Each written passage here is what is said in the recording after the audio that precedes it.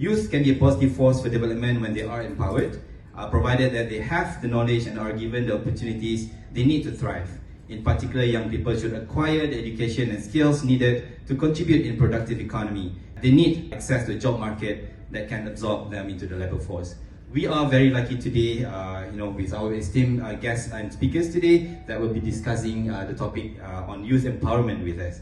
I'm going to introduce them one by one when the time is up for the presentation. But first, allow me to introduce our first speaker for this session, Mr. Imran Ssemuddu from Union of Ugandans in Malaysia. Mr. Imran is the president of Union of Ugandans in Malaysia. The organization plays a significant role in connecting and supporting the Ugandan diaspora in the country. He has been involved in fostering a close-knit community among Ugandans in Malaysia, providing mutual support and camaraderie.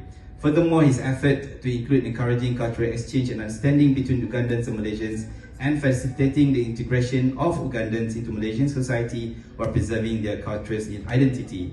So he will be speaking on leading the way for emerging leaders. So with that, I will welcome Mr. Imran Ssemuddu to start the presentation.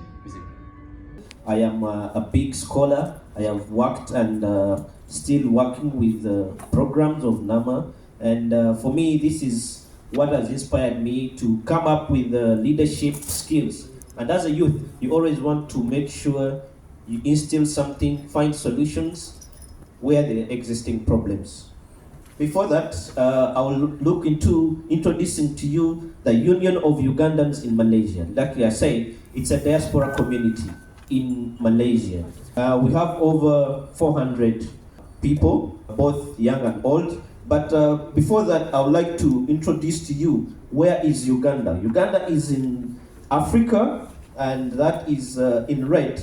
That is where East Africa is. And in the map, you can see Uganda.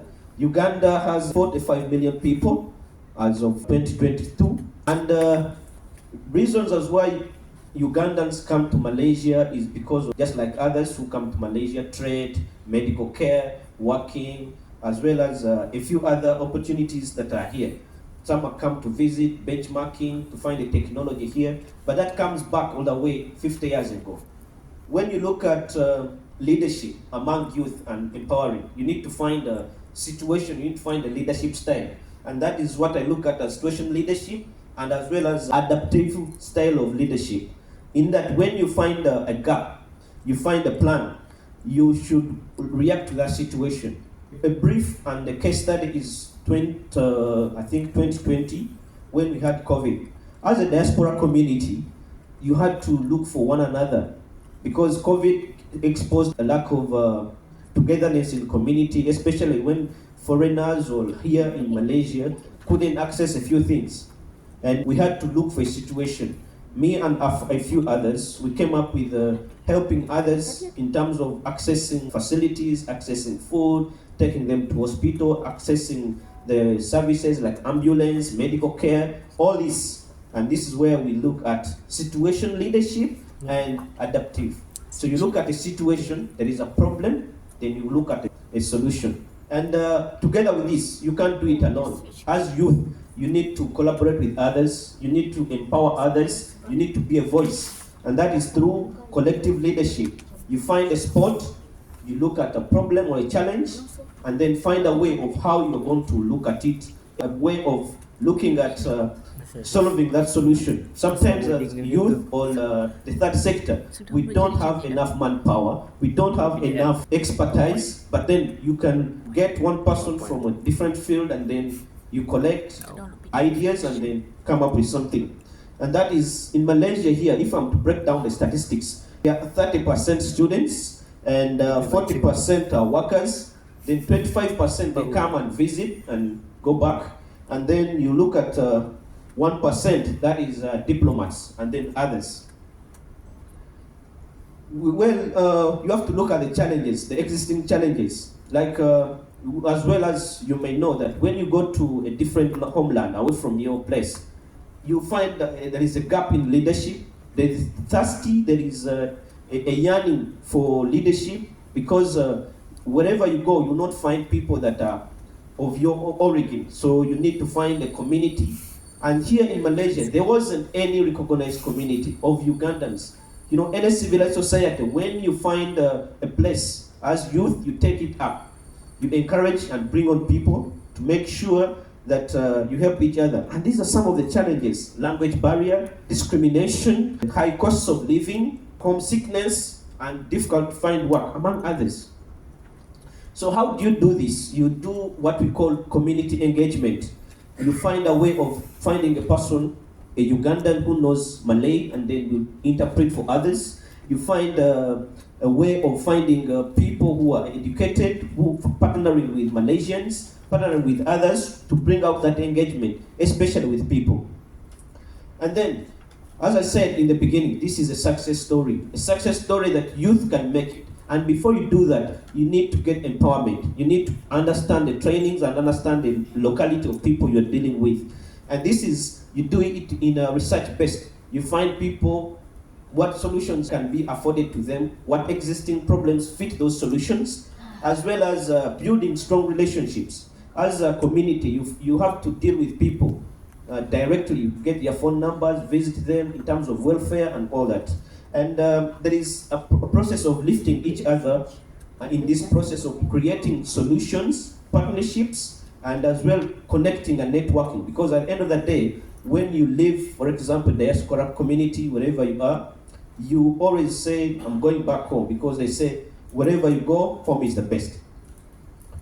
So how do you pioneer that change? After looking at a few things, like, for example, the diaspora community, you look at bringing people with commitment, with experience, with dedication, with working with the embassy, working with organizations like NAMA Foundations, Malaysia Relief Agency, and a few other non-profit organizations. And this is to bring about social responsibility. Wherever there is a chance, you bring these foreigners to work with you or volunteer, and at the end of the day, when there is need, they can as well help you.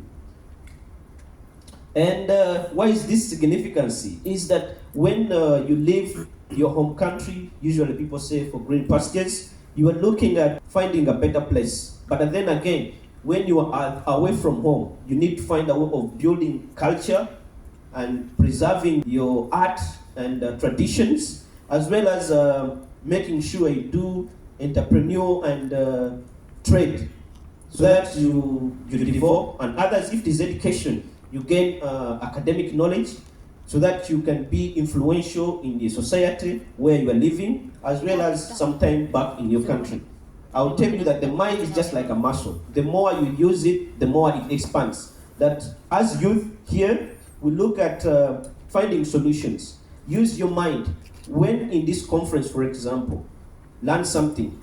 You don't usually learn a lot in this kind of conference, but when you go, you are inspired. Your mind should be open, and you look at where you live, the communities, and then you ensure that you plan something. There is always a problem in the society or immediate community you live in, and that is why I'm looking at this, that the more you use it, it can expand. And these are some of the, like I said, success stories. I've been in training, budgeting, and programs of NAMA Foundation, and this has built me as a leader to make sure I'm ready to lead others. It might not be that much, but you need that training, you need evaluation, you need to contact people who can build you and form a ladder for you to climb.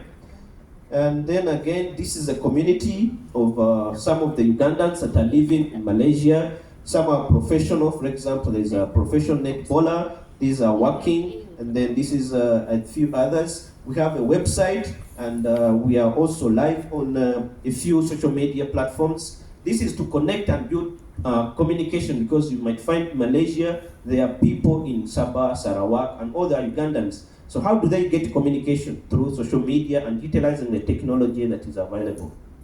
And this is some of the continuation of how you connect with people, with academicians. I think you know Professor Kabuye and a few others in terms of connecting, and a few others. You get all these like-minded people to join the community for leadership, for experience, and making sure they transform the place where you are. And as I conclude, I have to say thank you. And the youth are the seedlings in a forest, and wherever you find a problem, you find a solution. And the youth are the people power. Thank you so much. Thank you. Thank you so much, Mr. Imran, for sharing your experience with the organization.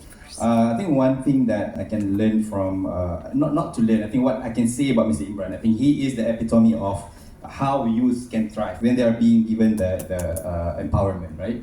And it's also interesting to see that Mr. Imran highlighted, how he benefited from Nama Foundation's program. As you know, that Nama Foundation has, participated in a lot of programs.